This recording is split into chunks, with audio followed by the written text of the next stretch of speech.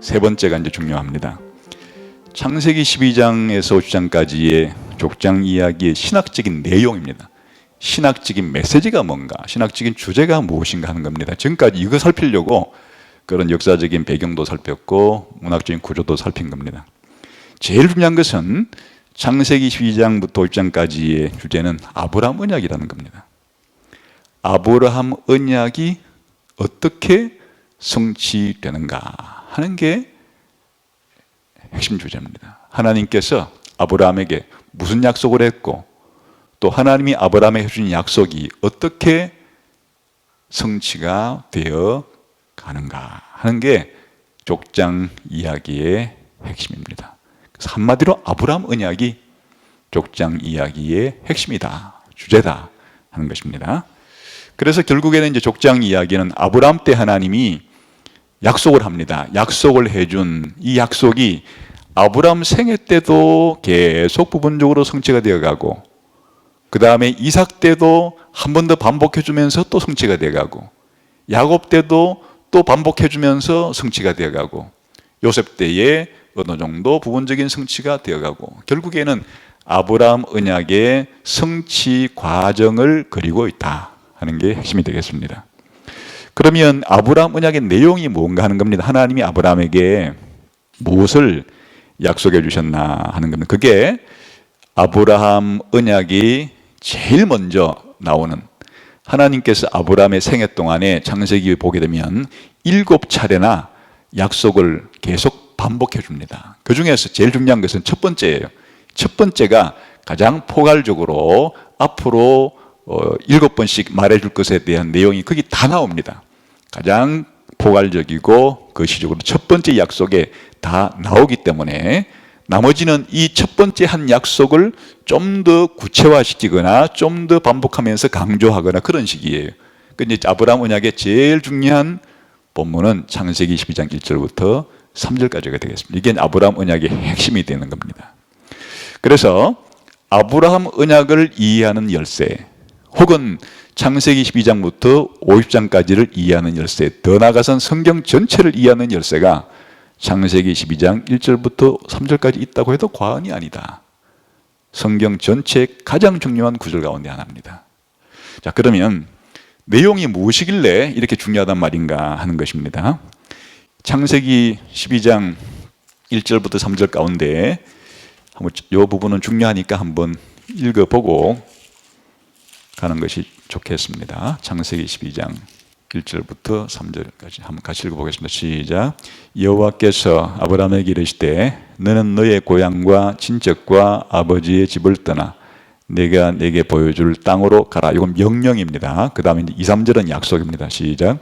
내가 너로 큰 민족을 이루고 내게 복을 주어 내 이름을 장대하게 하리니 너는 복이 될지라. 너를 축복하는 자에게는 내가 복을 내리고 너를 저주하는 자에게는 내가 저주하리니 땅의 모든 족속이 너로 말미암아 복을 얻을 것이니라 하신지라. 1절은 명령인데 그 명령 속에 사실은 약속이 포함되어 있습니다. 땅으로 가라 하는 그 명령 속에 땅을 주겠다 하는 약속이 사실은 간접적으로 지금 포함은 되어 있습니다. 진짜 이제 중요한 약속의 형태로 나오는 것은 2절과 3절입니다. 2절과 3절인데 여기에 2절에서 약속한 내용과 3절에서 약속한 내용이 이제 아브라함 언약의 핵심이 됩니다. 2절에서 약속한 내용은 한마디로 아브라함에게 복을 준다는 얘기고 3절에서 약속한 내용은 아브라함을 통해서 만국을 복 준다는 얘기고 이렇게 구성되는 겁니다. 2절은 아브라함에게 복을 준다는 얘기인데 그런 아브라함에게 복을 주는 내용은 너를 큰 국가로 만들어주겠다는 겁니다. 번역을 민족이라고 했는데 이때는 민족으로 번역하는 것보다 국가로 번역하는 게 훨씬 더 전체 아브라함 언약에 어울리는데 민족으로 번역을 해놨습니다. 큰 국가를 만들어준다라고 했을 때 국가를 만들어준다는 이야기 속에 무엇이 포함되는가 하면 땅과 후손에 대한 약속이 그 안에 포함되어 있는 겁니다. 큰 국가를 만들어준다는 얘기는 큰 국가를 구성하는 많은 후손을 준다는 얘기고 아브라함의 많은 후손에게 땅을 준다는, 그래야 국가가 되죠. 아브라함의 후손이 많이 불어나야 하고 그 많이 불어난 아브라함 후손에게 땅을 줘야 큰 국가가 되는 거란 말입니다. 그러니까 하나님이 아브라함에게 내가 너를 복주어서 큰 국가를 만들어 주겠다는 약속은 뭔가 하면 너의 후손을 엄청나게 많이 만들어서 그 엄청난 후손에게 땅을 주어서 너로 하여금 큰 국가를 만들어 주겠다 하는 약속입니다. 이 국가가 무슨 국가입니까? 나중에 이스라엘 국가가 되는 겁니다. 그 다음에 3절의 약속은 아브라함을 통하여 천하 모든 족속이 복을 받는다. 또 다른 말로 말하면 창세기 10장의 얘기로 말하면 창세기 10장에는 족속이나 언어나 국가나 여러 가지 방식으로 반복하지 않습니까? 그러니까 또 다른 말로 표현하면 아브라함을 통하여 천하 만국이 복을 받게 될 것이다. 이렇게도 마찬가지죠. 그래서 이제 천하 만국이 복을 받는다 하는 이야기는 어디서 성취가 되는 거 아닙니까? 교회를 통해 성취가 되는 겁니다. 교회는 천하 만국으로부터 복을 받은 사람들이 되는 거죠. 그래서 결국에는 아브라함 언약의 핵심이 뭐냐? 2절에서는 나중에 성취될 이야기이기는 하지만은 이스라엘 국가를 만들어준다는 얘기와 더 나중에 예수님을 통해서 천하 만국으로부터 예수 믿는 사람으로 구성된 이 엄청난 교회를 만들어준다는 이야기가 아브라함 언약의 양대 핵심이에요. 이스라엘 국가 만들어준다는 얘기와 교회 만들어준다는 얘기가 아브라함 언약의 핵심이다, 그런 겁니다. 그래서 이것이 바로 엄청난 중요성을 가지는 그러한 구속사의 핵심이 되는 그런 약속이라고 할 수가 있겠습니다. 자, 그러면 이런 창세기 12장 1절부터 3절까지가 뒤를 돌아볼 수도 있고 이제 앞을 내다볼 수도 있습니다. 그럼 창세기 12장 1절에 3절에 이 하나님의 약속, 아브라함에 대한 약속을 뒤를 돌아보게 되면 창세기 1장부터 11장까지의 요약이 되는 겁니다.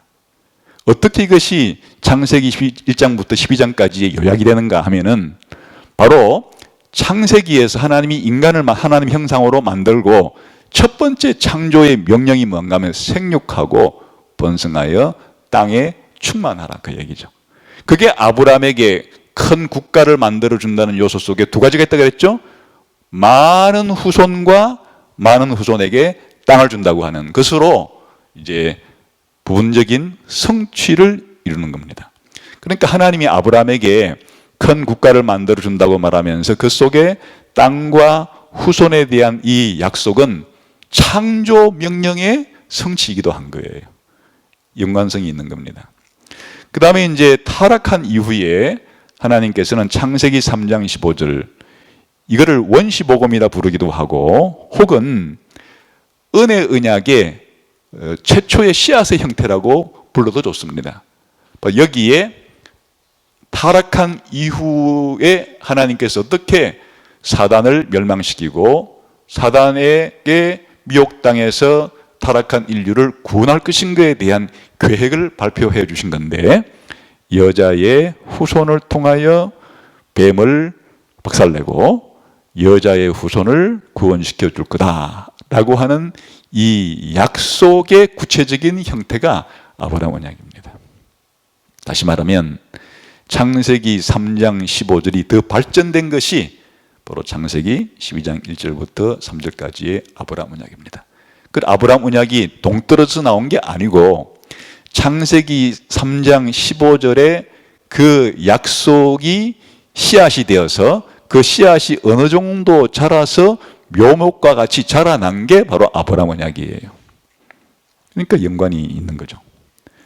더 나아가서 지난번에 우리가 창세기 1을 공부할 때 노아의 예언적 기도, 자기의 세 아들에 대하여 셈과 함과 야벳에 대한, 함에 대한 저주와 셈과 야벳에 대한 축복을 했죠. 그 예언적 기도 속에 뭐가 있다고 그랬습니까?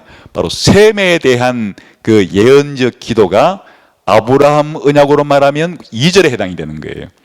그 큰 국가를 만들어주는 이스라엘 국가에 대한 이야기로 더 발전이 되고, 그 다음에 야벳이 셈의 장막에 거하게 될 거라고 하는 이 복은 창세기 12장 3절에 3절로 발전되게 되는 거죠. 야벳이 그 셈의 장막에 들어오는 이 복은 바로 천하만국이 아브라함을 통하여, 아브라함 후손을 통하여 복을 받게 될 거라는 것에 대한 확장판이다. 그래서 그 노아의 예언적인 셈과 함과 야벳에 대한 그 기도의 확장판이기도 하다, 사실은. 그 다음에 내용적으로 보더라도 기본적으로 창세기 3장부터 11장까지는 인류가 하나님께 죄를 짓죠. 죄를 지면 하나님이 심판을 내려요. 그래서 아담과 하와가 죄를 지었을 때 심판하시고, 또 가인과 그 후손들이 범했을 때, 죄를 지었을 때 심판하시고, 노아 홍수 시대 때 또 심판하시고, 바벨탑 사건 때 또 심판하시고. 그런데 이렇게 죄에 대해서 심판을 하시면서도 하나님께서는 구원에 대한 약속과 구원에 대한 것들을 보여주셨는데, 이것이 바로 타락한 인류를 하나님께서 구원하시는 것을 누굴 통해 하는가 하면 바로 아브라함과 아브라함 후손을 통해서 한다는 얘기입니다. 그래서 창세기 1장부터 11장까지 나오는 인류의 타락에 대한 심판에 대한 해결책이 바로 창세기 12장 1절부터 3절까지에 나오는, 특히 2, 3절에 나오는 이 약속을 통해서 전복시킨다. 이제는 하나님께서 타락한 세상을 구원하기 시작하시려고 한다 하는 것으로 연관관계를 가지고 있습니다. 묘하게도 이 창세기 12장 1절부터 5절까지 복이라는 관련 단어가 5번 나오는데, 창세기 3장부터 11장까지 저주라는 말이 5번 나와요. 5번의 저주를 5번의 복으로 뒤집는 형국이다. 다시 말하면 하나님이 타락한 인류에 대한 저주와 심판을 아브라함에게 주시는 복을 통하여서 이제는 인류를 구원시키려고 하는 그에게 엄청난 대전환을 이루는 것이기도 하다. 그래서 아브라함 언약을 창세기 1장부터 11장까지의 배경 속에서 이해하지 못하면 제대로 이해할 길이 없는 겁니다. 그래서 창세기 22장 1절부터 3절까지만 하더라도 바로 창세기 1장부터 11장까지의 빛 속에서 창세기 1장부터 11장까지의 내용의 결정판으로서, 요약으로서 관련성을 가지고 이해를 해야 한다, 그런 뜻이 되죠. 다시 말하면 창세기 12장 1절부터 3절까지는 거꾸로 창세기 1장부터 11장까지를 이해하는 열쇠가 되기도 한다, 그런 말이 되겠죠. 그 다음에 지금은 이제 뒤를 돌아본 것이고요. 창세기 12장 1절부터 3절까지를 이제 앞으로 전개될 미래를 전망하는 방식으로 내다보게 되면 창세기 12장 1절부터 3절까지는 아브라함 생애 전체를 이해하는 프로그램이 되는 거고, 더 나아가서는 모세 오경을 이해하는 프로그램이 되는 거고, 더 나아가서는 구약 성경을 이해하는 프로그램이 되는 거고, 더 나아가서는 신약 성경 전체를 이해하는 프로그램과 같은 구절이 바로 창세기 12장 1절부터 3절까지입니다. 어마어마하게 중요한 내용이죠. 어떻게 그렇게 되는가 보세요. 창세기 12장 1절부터 3절까지에 나오는 이 아브라함에 대한 약속, 특히 2, 3절에 나오는 이 두 가지 약속이라고 그랬죠. 아브라함에게 큰 국가를 만들어준다는 이야기는 풀어 설명하면 뭐라고요? 많은 아브라함의 후손을 주고 그 아브라함 후손에게 하나님이 약속된 땅을 준다는 이야기와, 그 다음에 아브라함과 아브라함 후손을 통하여 천하의 모든 족속이 복을 받을 거라고는 천하 만국 축복에 대한 약속이 이제 핵심이라고 그랬습니다. 이것이 창세기 전체의 반복이 됩니다. 아브라함의 생애 동안 6번 더 반복이 되고, 이것이 또 이삭에게도 반복이 되고 야곱에게도 반복이 되고, 그래서 창세기 12장부터 50장까지 전체 내용이 한 장의 도표 속에 다 들어있는 겁니다.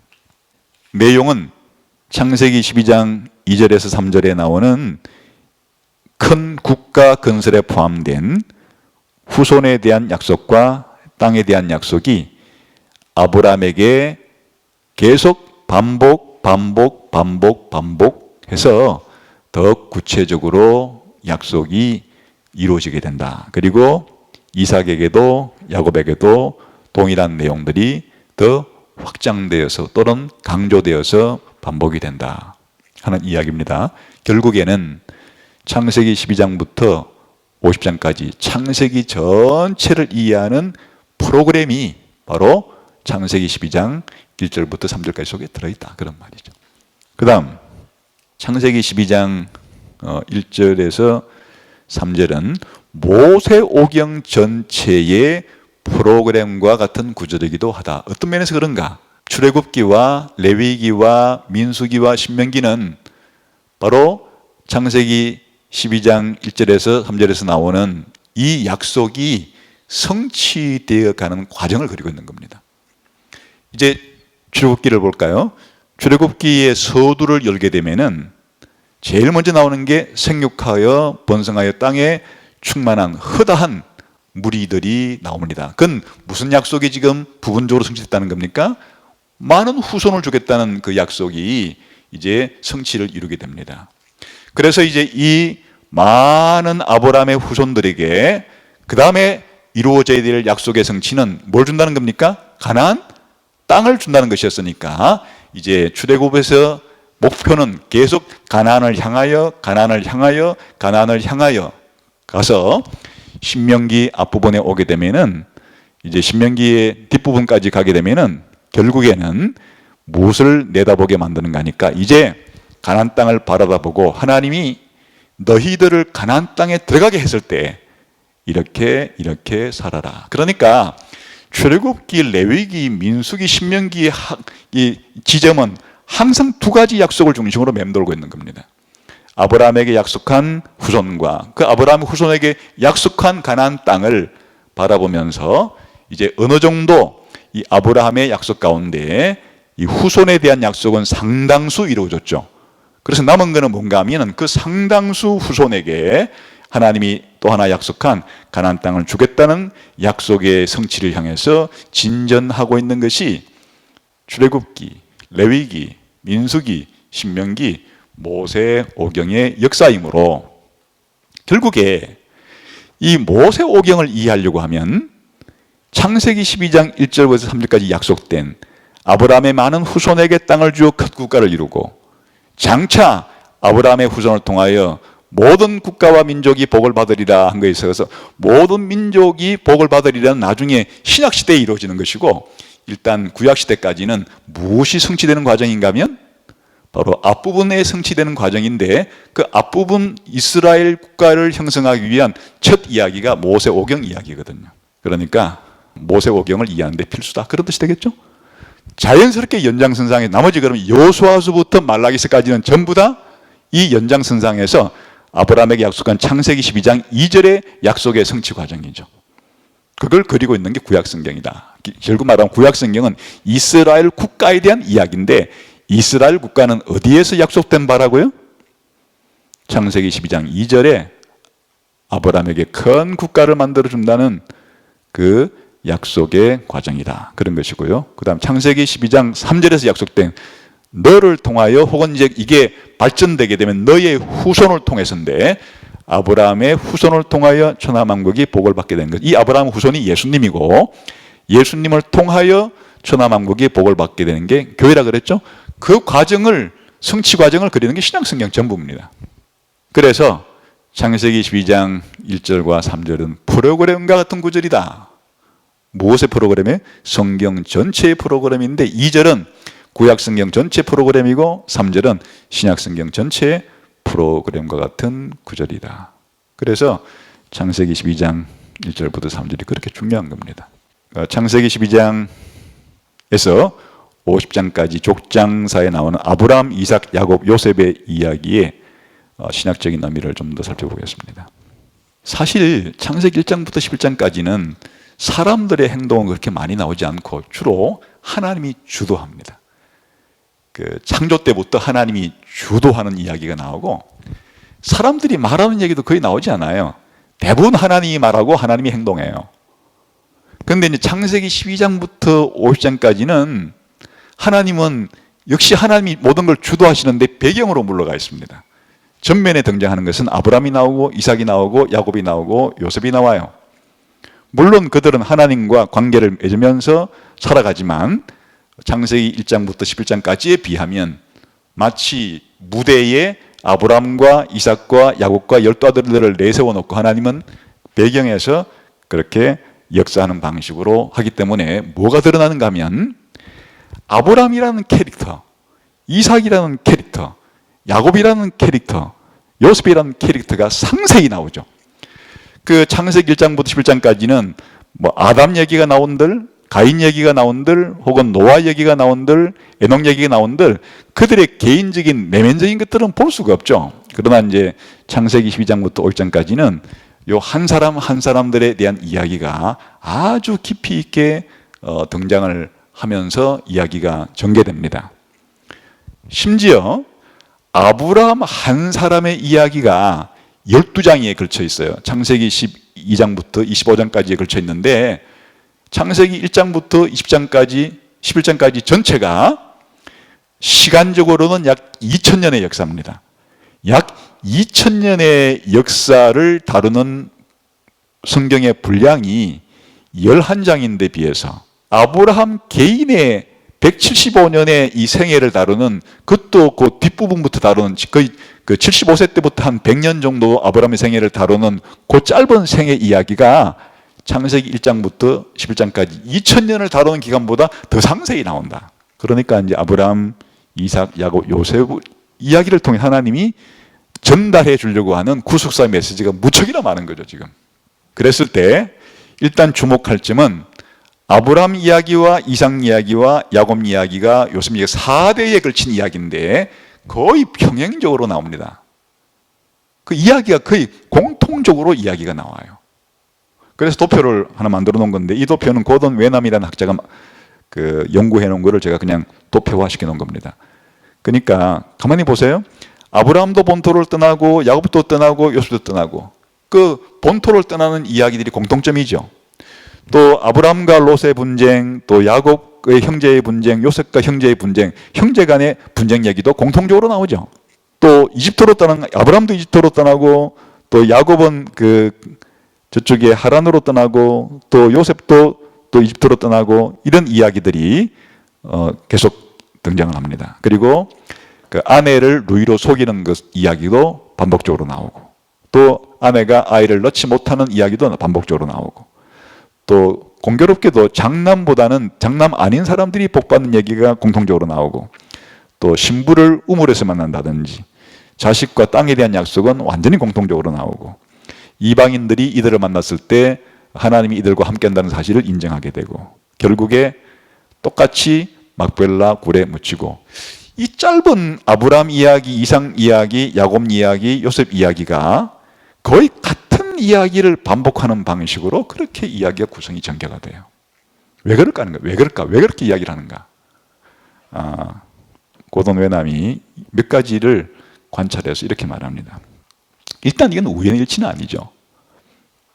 아브라함의 생애와 이삭의 생애와 야곱과 요셉의 생애에 이런 공통점이 계속 반복해 나오는 것 자체가 우연히 이렇게 일치했다, 그래 볼 수는 없는 거죠. 상당히 의도적으로 하나님께서 구속사를 전개시켜가면서 이런 것들을 의도적으로 반복적으로 일어났도록 했다고 보는 것이 더 맞겠죠. 그러면 아브라함 이야기를 읽을 때 아브라함 이야기를 단독적으로 읽는 것보다는 공통된 다른 이야기와 비교해서 읽어야 하고, 또 이삭이나 야곱 이야기를 읽을 때도 다른 공통된 이야기들과 비교해서 읽어야 되고, 전부 다 이 네 사람의 이야기 전체는 서로 상호 연관성 속에 비교하면서 이해해야 되는 그런 내용들이지, 이 독립적으로 다 나오는 내용들이 아니다, 그 뜻입니다. 계속 같은 이야기의 패턴들을 반복해 간다는 것은 한마디로 비교해서 읽으시오, 상호관계에 있음, 그런 뜻이라 그런 말입니다. 그래서 이제 항상 족장들의 이야기를 읽을 때는 관련된 내용들과 상호 비교해서 공통점과 차이점을 찾아가면서 읽어야 그 의미를 제대로 읽어낼 수가 있다, 그런 뜻. 중요한 것은 여기에 모형론의 원리가 최초로 등장하는 거예요. 흔히 모형론은 구약성경과 신약성경 사이에 일치점과 차이점을 발견해내는 그런 건데, 그 이야기가 그냥 창세기 안에 족장들 사이에도 발생하는 거예요. 족장들 사이에서도 가장 작은 의미에서의 그런 모형론이 성립한다 그 말이에요. 아브라함에 대한 이런 이야기가 그 다음에 이삭과 야곱과 요셉 이야기 속에 미리 예고편으로 나오는 방식으로 서로 연관을 맺는다 그런 뜻이에요. 멀리 내다볼 것 없이 요 네 사람의 이야기 속에도 그런 관계가 상호 작동하고 있다 그런 뜻이고요. 다시 말하면 모형과 원형을 보세요. 건축을 할 때 아파트 단지를 지을 때 모델 하우스 하나와 아파트 단지 전체를 비교해 보면 공통점도 있고 차이점도 있어요. 쉽게 말하면 조그마한 모형으로 100층짜리의 아파트를 딱 조그마한 모형을 먼저 만들어 놓고 실제로 거대한 100층을 지었을 때 공통점도 있고 차이점도 있는 게 바로 모형과 실체 사이의 관계죠. 그랬을 때 이 차이점은 뭘 보여주는가? 발전을 보여주는 거예요. 공통점은 하나님께서 두 가지가 상호 연관이 있다는 점에 강조점을 두는 것이고, 차이점은 반복하면서도 더 발전되어 가는 걸 보여주는 겁니다. 이렇게 제가 예화를 들어볼까요? 건물을 짓는데 처음에는 설계도 원본, 그 다음에 청사진, 그 다음에 모형, 그 다음에 실제 건물, 다 지금 공통점과 차이점이 다 있죠. 설계도만 보게 되면 보통 사람들은 무슨 말인지 모르죠. 선으로만 돼 있으니까. 그러나 그거를 조감도를 만들어 놓으면 한계를 이해하기 쉽죠. 그걸 또 모형까지 만들어 놓으면 더 이해하기 쉽죠. 그걸 실제 지어놓고 나면 완전히 이해가 되죠. 이 네 가지의 상관관계는 전부 다 모형, 원형, 모형, 원형, 모형, 원형 같은 관계로 이제 형성이 되어 가는데, 이랬을 때 전부 다 여기에 공통점이 있고 차이점은 점점 발전해 가는 거예요. 그처럼 바로 이 네 사람의 관계도 그와 같이 이해할 수가 있겠다 하는 겁니다. 자, 그러면 이제 어떤 면에서 아브라함과 이삭과 야곱과 요셉 이야기는 첫 번째 중요한 사실은 이스라엘 국가의 예고편이에요. 이 아브라함, 이삭, 야곱과 야곱의 12아들 요셉 이야기는 사실 이 인물들 자체가 누구라 그랬습니까? 이스라엘 국가의 누구라 그랬죠? 아버지들이에요. 그 이스라엘 국가의 아버지들에게 일어난 일은 장차 이스라엘 국가에 일어날 일에 대한 모형이에요. 일종의 족장들의 그 이야기와 이스라엘의 역사를 비교해보면, 그런데 비교해보면 마치 이스라엘 국가 이야기가 어디서 본 것 같아요. 어디서? 족장들의 이야기 속에서 규모는 작지만은 바로 나중에 전개될 이스라엘 역사에 대한 그림자, 이스라엘 역사에 대한 모형, 이스라엘 역사에 대한 예고편이 들어있다 그 말이죠. 다시 말하면 족장들의 역사는 뒤에 올 이스라엘 역사를 미리 보여주는 역사를 보여주고 있는 겁니다. 그냥 이제 학자들이 이런 점을 관찰하고 어떤 점에서 그런가 하는 것들이 이제 앞으로 공부하면서 상세히 살펴보겠지만은 한두 가지 그냥 사례를 들어놓은 겁니다. 고돈 웨남이라는 학자와 또 케네스 매투스라는 학자가 아브라함의 이야기 가운데 이런 것들을 포착해낸 그런 거 샘플을 그냥 한두 개 정도 인용을 해 놓았습니다. 간단히 설명드리면 이런 겁니다. 아브라함이 가나안 땅에 들어올 때 먼저 북쪽에 세겜으로 들어옵니다. 그 다음 베델을 통해서 밑으로 내려옵니다. 그 다음에 남방 지역으로 갑니다. 이건 이스라엘의 북쪽, 중앙, 남쪽을 대표하는 거예요. 세겜과 베델과 남방이라는 것이. 그럼 이스라엘이, 아브라함이 가나안 땅을 세 개 다 통과했다는 얘기는 나중에 이 전체를 누가 지배하는 거니까 여호수아가 들어와 가지고 세겜을 중앙을 점령하고 그 다음에 북쪽으로 올라가 세겜 북쪽으로도 점령하고 남방 쪽으로 점령하고 해가지고 전체 이스라엘 국가가 가나안 땅을 정복할 것에 대한 그림자가 아브라함 개인 동안에 가나안 땅을 다 관통해 버린 거예요. 북쪽에서부터 남쪽까지 관통해 버림으로써 아브라함이 가나안 땅 전역을 실제로는 차지는 하지 않았지만 모형론적으로 아브라함 땅을 여기저기 그냥 북에서부터 남까지 다 그렇게 점 찍어 놓고 해놨던 것 자체가 나중에 이스라엘 국가가 가나안 땅을 점령하는 것에 대한 뭐라고요? 모형이다, 예고편이다 이렇게 할 수 있는 거죠. 그 다음 또 아브라함이 이집트에 갔다가 다시 또 돌아와요. 그 무슨 모형이에요? 나중에 이스라엘 백성이 야곱의 후손을 통해서 이스라엘과 400년 있다가 다시 출애굽하는 거의 역사가 이미 아브라함이 왜 이집트에 들어갔다가 나오느냐, 나중에 이스라엘 국가의 역사가 이집트에 들어갔다가 출애굽하는 것에 대한 모형이 아브라함의 생애 속에 있다 그 말이죠. 이런 방식으로 야곱 같은 경우에도 이제 그런 것도 찾아볼 수 있는 겁니다. 그래서 나중에 공부를 해가면서 그런 요소들을 계속 찾아볼 것입니다. 요셉도 마찬가지 아니에요? 요셉도 애굽에서 이제 있다가 같은 이야기죠. 있다가 나중에 이제 요셉이 직접 나오진 않지만은 그 뼈를 나중에 묻어달라 그런 이야기를 통해서 출애굽을 예고하는 그런 일들을 보이는 거죠. 그래서 주목할 것은 이 족장들의 이야기를 읽을 때 아까는 제가 족장들 상호 뭘 하라 그랬어요? 비교하라 그랬죠. 아브라함 이야기를 읽을 때 이삭 이야기가 공통점이 있고 야곱 이야기 공통점이 있고 이렇게 할 때는 상호 비교하듯이 조금 더 눈을 넓혀서 족장들의 이야기를 읽을 때는 무엇과 비교하라고요? 이스라엘 역사 전체와 비교해서 족장들의 역사를 이해하고 또 해석하려고 노력해야 된다. 그런 의미가 되겠습니다. 나중에 우리가 공부를 할 때 이런 요소를 중심으로 공부를 이제 많이 하게 될 텐데요. 학자들은 이제 지금 사례를 들은 특정 부분들만 그렇게 이제 하는데 저는 아주 거시적으로 아주 강한 모형론을 써서 추리력을 발휘해 본 겁니다. 그래서 아브라함의 역사와 이삭의 역사와 야곱의 역사와 요셉의 역사가 사실 이스라엘 거시적인 역사하고도 꽤 근접한 것 같다. 이건 이제 추리예요. 최초로 아마 제가 이런 추리를 한 건데 그러니까 근거는 있을 수도 있고 없을 수도 있어요.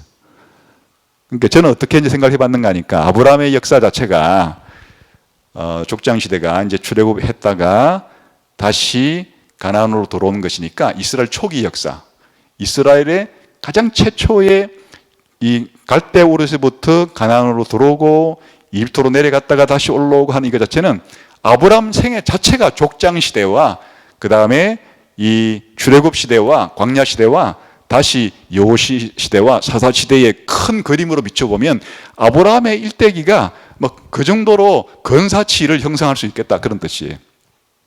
이삭은 이스라엘 역사의 아주 하이라이트인 가나안 땅을 떠나지 아니했던 그 시기 통일 왕국 시대로 비춰볼 수도 있겠다.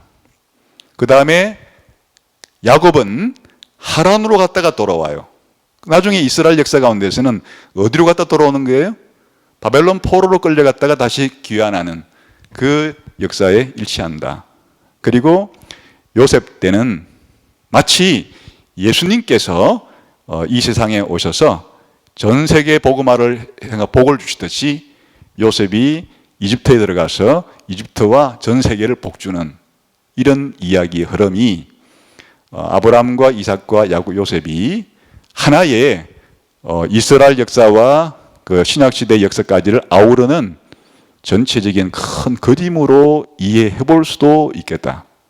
뭐 이것은 그냥 제 개인적인 그런 추정에 불과할 수도 있기 때문에 반드시 이렇다고 주장할 사항은 아니에요. 그러나 이제 학자들은 그냥 단편적인 몇 가지를 가지고 이스라엘 역사의 그 예고편들이 있다 그런 정도도 저는 전체적인 맥락으로도 거시적으로 볼 때 이런 흐름으로도 생각해 볼 수 있다 그런 정도로 생각하는 겁니다. 그 다음에 두 번째는 아브라함과 이삭과 야곱과 요셉 족장들의 이야기는 이스라엘 역사의 예고편을 넘어서서 그리스도를 보여주어요.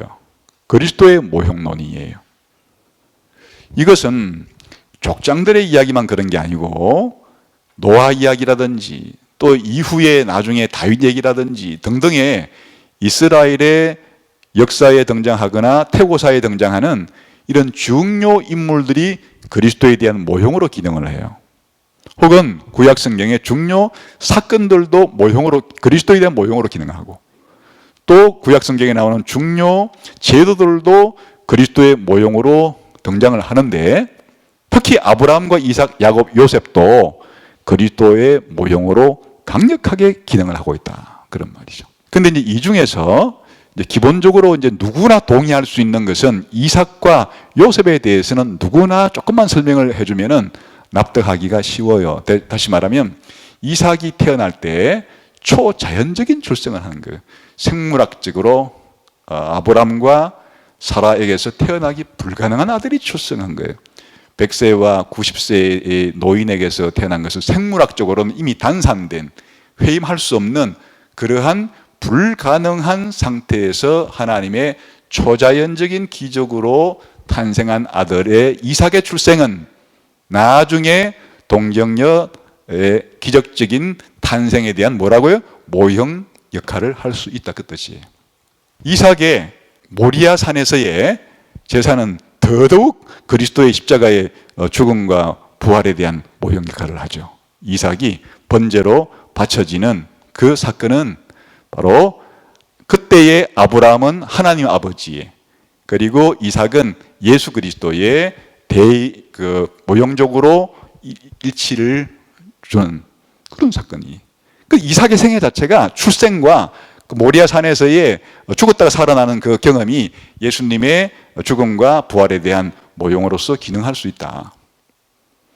그리고 이제 더 뚜렷한 것은 요셉이에요. 요셉은 뭐 연구를 하면 할수록 그리스도의 모형과의 관계가 많이 생겨날 수 있는데, 그 중에 이제 대표적인 것 자체가 이스라엘의 수많은 아들 가운데서도 특별히 요셉은 야곱의 사랑하는 아들이었듯이 예수님은 하나님의 특별한 독생자라고 불리죠.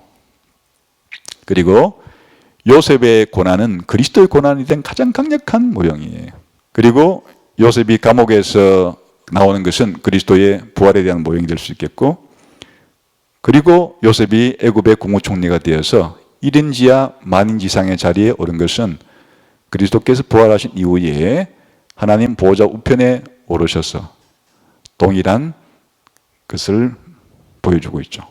그 다음에 요셉이 야곱 가족을 데려온 것도 성천하신 예수님이 성령을 보내주신 것에 해당이 되고, 요셉이 애굽 전역을 통치한 것 자체가 그리스도께서 만국을 통치하시는 것과 비교되고, 그래서 이삭과 이 요셉의 생애 속에서 드러나는 것은 그리스도에 대한 미래의 모습을 비교해 보면 아주 선명하게 보여주는 그런 모형론적인 역할을 하는데, 저는 조금 더 나아가서 아브라함의 순종을 통해서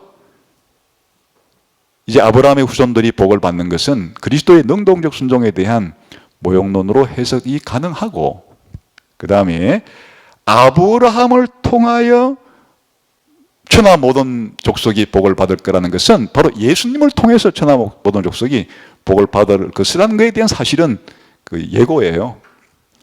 그리고 이제 이거는 그냥 한 가지 아브라함에게 많은 후손들이 생겨나게 된 것 자체가 그리스도를 통해서 역시 많은 후손들을 태어난 것으로도 무리하지만 이렇게도 생각을 해 본 것이고, 그 다음에 야곱에 있어서 모형은 야곱이 베델에서 꿈을 꿀 때 그 사다리, 야곱의 꿈에 드러난 사다리는 바로 그리스도에 대한 모형이에요.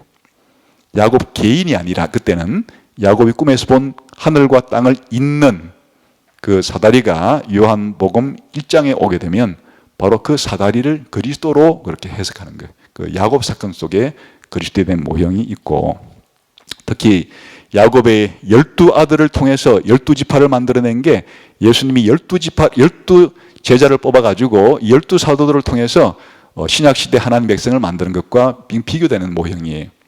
다시 말하면 이스라엘 12지파 때문에 예수님이 12제자를 뽑은 거예요. 예수님이 12제자를 뽑은 것은 구약시대 12지파에 상응하는 일종의 원형에 해당이 되는 거예요. 근데 그 원형을 누가 만들었는가 하니까 야곱이 12아들을 통해 만들었기 때문에 그에 대한 것도 볼 수 있다. 그래서 저는 굉장히 강력한 그리스도의 모형을 찾는 것인데, 여기 도표로 간단히 보여드린 것은 그 중에 일부예요. 해석을 할 때 좀 더 모형론적인 측면에서 살펴볼 필요도 있다. 그런 거예요. 그 다음에 이제 아브라함, 이삭, 야곱, 요셉의 이야기는 기독교 신자의 모형, 기독교 신자의 모델이기도 하다. 왜 그런 거 하니? 아브라함과 이삭과 야곱, 요셉은 육신적인 측면에서 볼 때 창세기 12장 2절에 근거해서 이들은 육신적으로 이스라엘 국가의 조상들이기 때문에 육신적인 조상과 육신적인 후손들 사이에 상응 관계가 있을 수밖에 없죠. 그래서 이 아브라함, 이삭, 야곱, 요셉의 일대기가 후에 나타나는 이스라엘 국가의 그런 모형 내지 그 모델이 되었다고 할 수 있듯이 더 넓은 의미에서 신약 성경은 우리 기독교 신자들을 유대인이든 이방인이든 상관없이 예수님을 믿는 사람들이 전부 다 아브라함의 영적인 후손이라고 부르는 거예요. 그러니까 아브라함은 이방인과 유대인을 다 포함해서 누구든지 예수를 믿는 사람들의 아버지예요. 믿음의 아버지, 조상이에요. 그런 면에서 아브라함과 이삭과 야곱, 요셉은 이스라엘 국가의 조상만이 아니라 실제로 신약 시대 우리 교회, 우리 신자들의 아버지들이기도 하다, 그 뜻이에요. 그래서 이제 아브라함과 이삭과 야곱과 요셉의 이야기는 바로 우리 신자들이 본받아야 될 그런 모델, 그런 모형으로서도 기능을 한다, 그런 뜻이죠. 그래서 이제 많은 학자들은 아브라함의 생애나 이런 그 생애에 나오는 아브라함의 믿음, 아브라함의 순종, 이런 것들이 이제 신약 성경에 오게 되면 전부 다 그걸 우리 신약 시대 기독교인들에게 뭘로 제시가 돼요? 바로 우리의 믿음과 우리 순종의 모델들로 제시라는 거예요. 특히 히브리서 11장이 그런 거예요. 히브리서 11장에 아브라함의 믿음, 이삭의 믿음, 야곱의 믿음, 요셉의 믿음이 우리 신약시대 신자들의 믿음에 대한 모델로서 제시가 되는 거니까 모델이라는 말이나 모이는 말은 거의 같은 말이에요. 그래서 이 아브라함과 이삭과 야곱과 요셉의 생애는 이스라엘 역사의 모델만이 아니라 사실은 우리 기독교 신자들의 신앙생활에, 순종의 생활에 바로 모델을 형성하고 있다, 그런 거죠. 그래서 이제 우리들이 적용을 할 때 이런 부분들, 아브라함과 이삭과 야곱, 요셉의 생애 가운데 그들이 하나님께 반응했던, 하나님과 더불어 삶을 살았던 그런 것들의 특정 요소들을 오늘날 우리 신약시대의 성도들이 따라야 될, 본받아야 될 그런 모델로 이렇게 이제 이해하는 것은 가능한 겁니다. 그것이 신약성경의 저자들이 이 아브라함과 이삭과 야곱과 요셉의 생애 가운데 특정 부분들을 사용했던 방법이에요. 그래서 바울 같으면 특히 로마서 4장 같은 곳에서 아브라함을 바로 믿음의 모델로 삼고, 또 갈라디아 3장 같은 곳에서 역시 아브라함을 신약시대 신자의 모델로 삼고, 이렇게 이제 강력하게 말을 하잖아요. 이신칭이라고 하는 기독교의 가장 중요한 구원론의 진리를 사도 바울에 의하면 가장 먼저 확실하게 보여준 인물이 누굽니까? 아브라함이었다. 그래, 아브라함이 이신칭의 모델이었다, 이렇게 말하는 거예요. 그러나 이제 그 히브리서에서는 그런 이신칭의 모델만이 아니라 그들의 순종적인, 또 미래지향적인 약속을 받아들이는, 약속을 믿고 살아가는 그런 삶의 모델로서도 제시가 된다. 그래서 이제 가끔씩 그런 이야기들이 나와요. 요셉 같으면은 그런 그 고난에 통과하면서 승리하는 그런 또 신앙의 모델이 될 수도 있고, 그런데 저는 굉장히 강력한 신자에 대한 모형론을 가지고 생각하는 편이에요. 그래서 이것도 저는 구원의 순서에, 신약 시대에 흔히 말하는 구원의 순서라고 우리가 말하는 그것들이 아브라함과 이삭과 야곱과 요셉의 생애를 연결해 보면 거의 4명의 인물들을 잘 살펴보면 신약 시대 신자들이 어떻게 구원받아서 성화되고 영화롭게 되는가에 대한 거기에 프로그램 같은 청사진이 나온다, 이렇게 해석합니다. 이렇게 해석하는 것도 제가 처음이에요. 아직까지 이렇게 해석을 한 사람 보지는 못했으니까. 그러니까 아브라함의 생애 속에 우리가 흔히 뭐만 생각하는가 하니까 칭의의 모델로만 생각하는데, 사실은 칭의 이전에 구원의 순서, 하나님의 선택이 있어요. 우리의 구원의 시작은 하나님의 선택으로부터 시작되는 거예요. 아브라함의 첫 번째가 하나님의 선택이에요. 하나님의 선택을 하고 그 다음 아브라함의 생애 속에 이 칭의가 두드러지게 나오죠. 그 사이에 하나 더 말한다 그러면 부르심이라는 것, 하나님의 선택과 부르심과 그리고 칭의라고 하는 구원의 초기에 일어나게 되는 이 역사를 가장 뚜렷하게 생애를 통해서 보여준 인물이 아브라함. 아브라함 하면 기존에는 그냥 칭의의 모델로만 생각했겠으나 좀 더 확장하면 하나님의 선택하심과 그리고 하나님의 부르심 그리고 이 믿음으로 그 칭의가 아브라함의 생애에 두드러진다. 이삭의 생애 속에서 두드러지는 구원의 요소는 중생과 양자의 요소. 그러니까 이삭의 가장 특징은 출생에 있어요. 그 이삭 이야기를 할 때 거의 이 초점은 이삭의 출생의 이 독특성이에요. 다시 말하면 다른 이스마엘이라고 하는 인물은 자연적인 출생이에요. 그냥 하나님께서 일반적인 은혜에 의해서 남녀 간의 결합으로 자연스럽게 생물학적인 과정을 통해서 출생할 수 있는 자연적인 출생을 상징한다면 이삭은 자연적인 출생이 아니에요. 생물학적인 출생이 아니에요. 하나님으로부터 비롯되는 초자연적이고 기적적인 출생을 대표하는 인물이에요.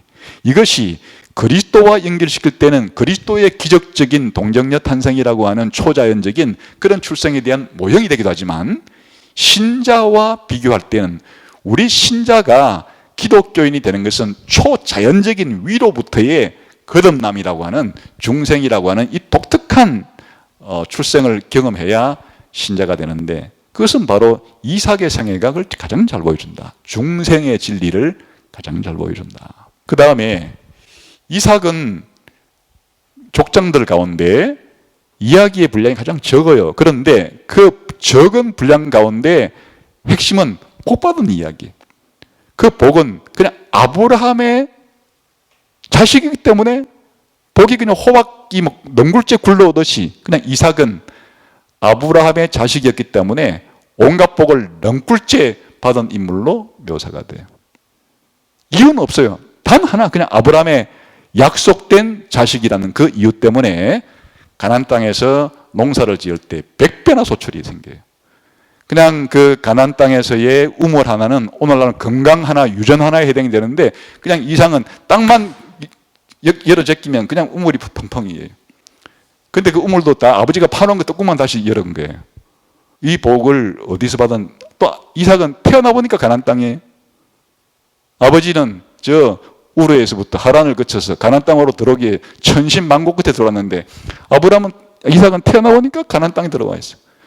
이 모든 복들이 그냥 이삭은 아브라함의 약속된 아들이라고 하는 그 한 가지로 말미암아서 온갖 복을 받아 누리는 것은 바로 아브라함의 자식됨, 아브라함의 아들됨이라고 하는 이 자체가 신약시대 신자들로서는 우리의 모든 복은 바로 영적인 출생을 통하여 그리스도와 함께 상속자된, 이를 양자라 그러죠.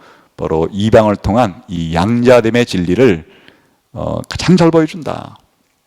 그 이삭하면 하나님의 아들로서 입양된 그 양자됨의 복에 대한 진리를 아주 구체화시켜서 보여준다. 그렇게 생각할 수 있는 거죠.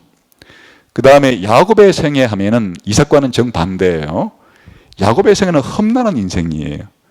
야곱의 일생은 파란만장한 산전수전을 다 겪으면서 변화되어가는 인생이에요.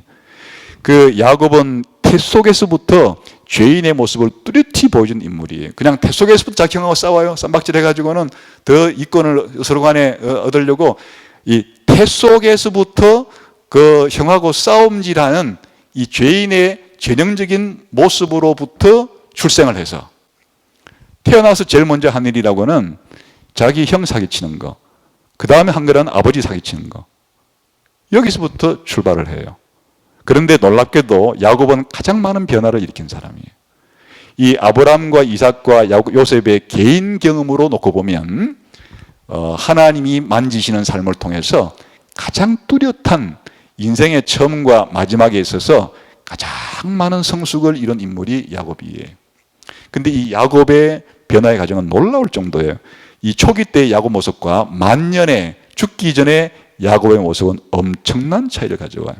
이삭은 죽기 전에 자식들에게 축복해 줄 때 영적인 눈은 어두웠어요. 그래서 하나님께서 태중에 있을 때부터 큰 자가 어린 자를 섬기리라고 다 말해줬는데도 굳이 그냥 그런 하나님의 그런 그 계획들도 무시하고 그 큰애에게 복 주려고 이렇게 해가지고 눈이 어둡기니까 자기 아들한테 속임이나 당하는. 근데 야곱은 똑같은 말년에 눈이 어두웠을 때 요셉이가 자기 아들을 데리고 왔을 때 에브라임과 므낫세에게 원래 장자에게 오른손을 차자에게 왼손으로 해주기를 바랐는데 어깨 맞아가지고 복을 주니까 요셉이가 좀 손 순서가 틀렸다 그러니까 아들아, 틀린 게 아니라 내가 다 안다. 하나님께서 누구한테 너 복을 주려는지 알기 때문에 내가 어깨 맞는 것이다. 영적인 눈이 야곱의 말년에는 환히 성숙한 자세를 보여요.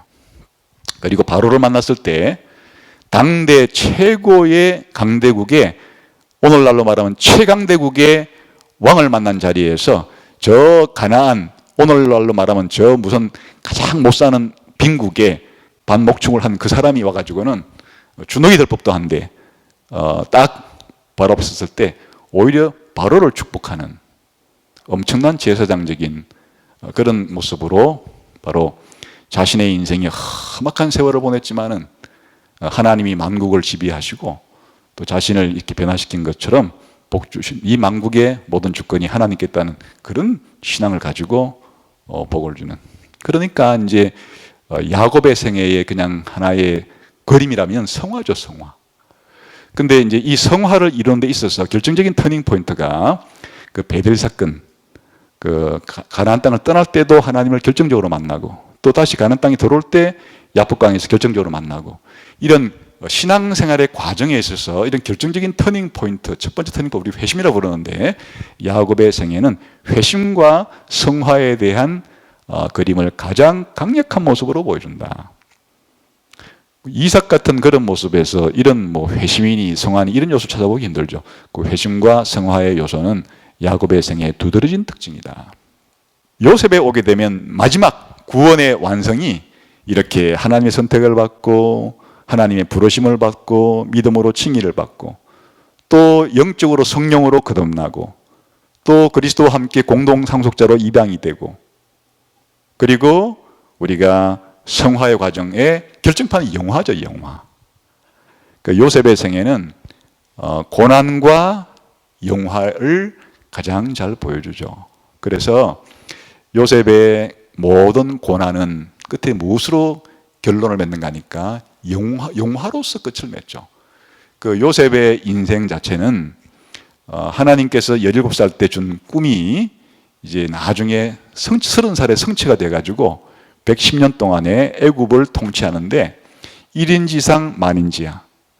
바로 밑에 자기보다 높은 사람 바로 하나밖에 없고 나머지는 전부 그런 이제 요셉의 통치를 받으면서 영광스럽게 그렇게 왕적인 지위에 오르는 듯한 그런 모습은 우리 신자의 구원의 일대기 가운데 최후는 영광이에요. 영화. 우리가 부활할 때 영광스러운 몸으로 그렇게 부활해서 영원 무궁토록 통치를 하나님께서 하도록 임명한 사람이 성도죠. 그래서 개별적으로 놓고 보면 그냥 우리가 이해하듯이 아브라함의 믿음을 본받자, 또 야곱의 믿음을 본받자, 요셉 믿음을 본받자 이런 차원을 넘어서서 구원의 순서라고 하는 내밀한 한 개인의 신자에게서 일어날 수 있는 구원의 모든 과정들도 사실은 이 족장들의 생애를 들여다보면 그들의 생애가 연속적으로 이런 놀라운 신약 시대에 드러나게 되는 구원의 진리를 잘 보여주고 있는 것 같다. 저는 그렇게 생각하는 거예요. 이 구원의 진리를 개념적으로 설명을 할 수도 있지만 그 구원의 진리에 해당이 되는 대표적인 인물들이 바로 이 족장들의 이야기. 그런 족장들의 이야기는 놀라운 거예요. 한마디로 말하면 족장들의 아브람과 이삭과 야곱과 요셉의 이야기는 그들 개인의 생애가 다 연결하면은 그것이 이스라엘 역사의 그 예고편이기도 하고 예수 그리스도의 모형이기도 하고 신약시대 신자들의 모형이기도 한 놀라운 인생이 아브라함과 이삭과 야곱과 요셉의 생애 속에 펼쳐져 있다.